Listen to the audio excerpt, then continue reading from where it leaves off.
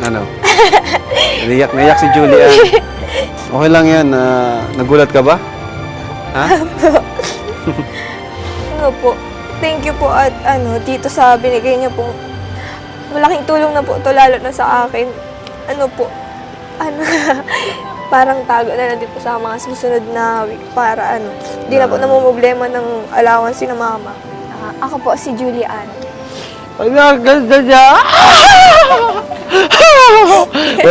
Ito ang kwento ni Julian. Subscribe niyo po, Dotski 24 Official. Supportahan niyo po. Part po siya ng Team Kalingap. Dotski 24 Official. Salamat po. And po, shout out po, God bless. Dudski. Dotski, Pagpatuloy niyo lang po yan. yan. Shout out po, mabuhay po kayo. Buhay po kayo. Subscribe po mga Kalingap, Dotski 24 Officials. Mabuhay po kayo. Thank you so much kay July Paunin. Team Kalingap Dance, dance, dance, dance.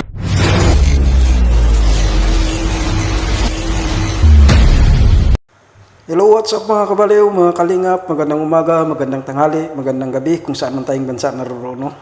Ngayon ay gagawa lang tayo ng kunting reaction video tungkol ito sa bagong tinutulungan ni Kalingap Rab, no, na si Julian. Isang dalaga na 16 years old ay naglilinis ito ng napakalaking bus. Ayan nga, napakasipag. Yan, scout daw ito ni Starak, no? Shout out sa iyo Kalingap Rab and Starak. At siyempre sa ama ng Kalingap na si Kuya Bal Santos Matubang, Kalingap Rab at Edna Vlogs, pakisuportahan natin sila guys. Ayan, so ngayon panoorin natin kung anong pag-i-interview ni Kalingap Rab sa kanya, no?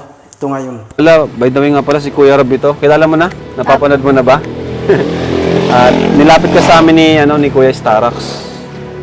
Yung naka-scout sa'yo. Ano? So, ang laki naman ng nililinis mo. Di ka ba napapagod dyan? Minsan, Minsan? pag madami pong dumi yung nasa loob. Buti di naman siya nakakasagabal sa yung pag-aaral. Nag-aaral ka pa ba? Na po, Anong mo na? grade 11. Grade 11. Tapos, may binabayad sila sa iyo pag naglilinis ka dyan. Ano yung magkano man yung binibigay sa iyo? Minsan po 150, minsan 200 po. 150? Depende po.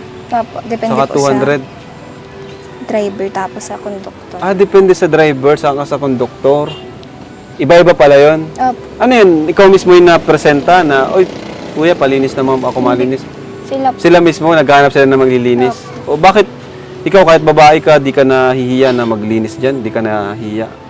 Hindi man po. Yung una po kasi wala po, di man po kami dyan na malinis. Yung lola po namin. Yung lola nyo? Opo, kaso po Okay. nung may mga gawa na po siya, nag-try po kami maglinis ngayon. Nagpaulan lang po kami. Tapos po, pagka po, sabi namin, medyo madali lang pala. Tapos po syempre po may kita din. Oh. Tapos yun po, nakakatulong man po sa amin. Kaya inisip po namin na Na okay na? okay po maglinis nga po. Oh, kakaiba kasi ito ay na babae yung naglilinis ng bus. Dami din po nasabi sa amin dun. Marami rin. Pero di mo naman kinakaya yung paglilinis mo. Di man po. Gaano nakakatulong itong trabaho na ito sa'yo? Nakakatulong po ng sobra. Lalo na po kay mamata. Pag wala po silang extra, yun po. May tago man po, galing nga po dito kakalinis. So, mataas itong bus. Paano mo naabot yan, yung ganyang kataas? May kawayan pong gina si Papa. May kawayan. May nakalagay po dong yung nakakuha din namin po dun sa bus nung nakaraan na po yun, parang sombrero po ng bata. Tapos nilagay po dun ni Papa, tapos may puma din po sa loob. Tapos yun po ginagamit yun.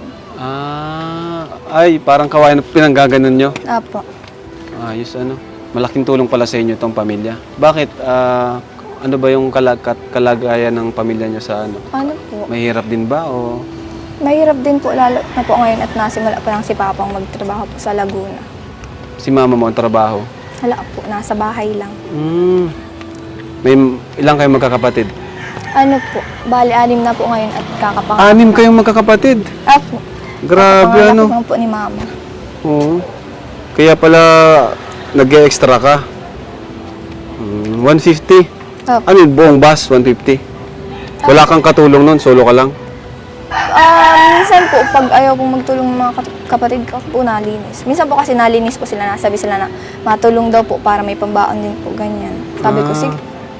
Pero pag ano po, ako talaga po nalinis. Ikaw talaga? Mag-isa Grabe, lang. nakakabilib ka naman. Anong pangalan mo ulit? Julian. Julian. Ayan, mga kalingap si Julian po. Ano yung pag tuwing walang pasok, saka ka nagaganyan? Pag walang pasok lang po ng mga chichirya, gano'n. Ah, okay. Ito parang, itong dumi na to, di nata mawawala yan ah. Hindi na po yan. Mga, Ano yan? Pintura parang ano? ano na po. At allowance, ganun.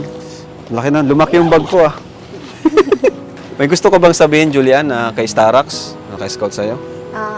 Maraming salamat po kay Kuya Starax kasi po, kung di po dahil sa kanya, wala po kayo ngayon.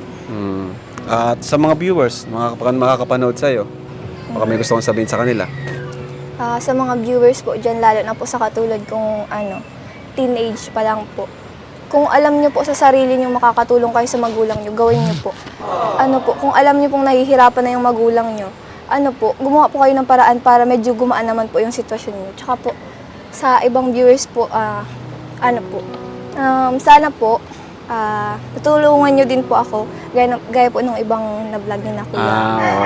Galing. Oo, suportahan, ganun. Sa ano naman, sa magulang mo, anong gusto mo sabihin sa kanila, kay papa mo? O, una-una kay papa mo, anong gusto mo sa kanila sabihin? Makapanood ka niya, sigurado.